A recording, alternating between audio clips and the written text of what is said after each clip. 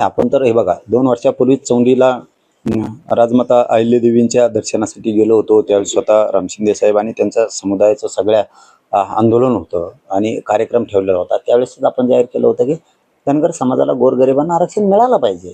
त्यांची मागणी योग्य आहे. आजही आम्ही त्याच भूमिकेत आहे. आज त्यांचं सुद्धा मुंबईला आंदोलन सुरू आहे आणि ते बोराडे भैया ते सगळेजण मिळून करताय. त्यांचा सगळा समुदाय तर ते कोराडे भाऊ ते सगळेच त्याच्यामध्ये आंदोलनात आहेत. तर त्यांना आमचा कधी पण पाठिंबा आहे. कधी पण त्यांच्याही गोरगरिबांच्या लेकराचं कल्याण झालं पाहिजे. साहेब सोपं नाही हो. तुम्हाला बोलायला काय होतं, तुम्ही सहज बोलून जाता. परंतु जे मायबापा आपले जनावरामागं, मेंढ्यामागं, शेळ्यामागं डोक्यात आपले उन्हात तळतायत, ती तळमळ तळतं, त्या वेदना खूप ह्या. त्या गरीब धनगरांनी काय केलं? आपल्या नीतिगिरीपायी आपण गोरगरीब मराठा, गोरगरीब धनगर का संपवायचा?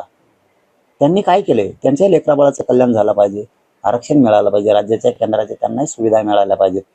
वाईट भावना का? एखाद्या नेत्याबद्दल असणं ठीक आहे, समाजाबद्दल का? मराठ्यांचे लेकरं सुधारले पाहिजे, धनगरांचेही सुधारले पाहिजे. या भूमिकेतून मी 2-2.5 वर्षापासून मीच असा आहे की धनगर समाजाच्या आंदोलनाला, आरक्षणाला पाठिंबा देणार आहे. आणि हे ज्याच्यासाठी पळतेत ते नेते फक्त यांचा वापर करून घेतात. एकदाही म्हणत नाहीत की धनगराला इष्टीतून आरक्षण द्या, एकदा पण म्हणत नाहीत. हे ज्याच्यासाठी पळतेत त्या नेत्यांनी म्हणायला पाहिजे ना. विधानसभात आहे ना ते मंत्री म्हणून मिरवतो इकडे तिकडं, त्यांनी म्हणायला पाहिजे ना की धनगरांना आरक्षण द्या इष्टीतून. का म्हणत नाही? अरे तुम्ही ज्याच्यासाठी मरमर करता तो म्हणत नाही आणि तुम्ही आमच्यासाठी काहीच मरमर करत नाही. तरी आमची इच्छा आहे धनगरांना आरक्षण मिळायला पाहिजे आणि ते प्रामाणिक आंदोलन आहे. सगळ्यांनी त्याच्यात उतरून आपल्या समाजाला न्याय दिला पाहिजे. आमचा तर पाठिंबा 100% आहे त्यांना.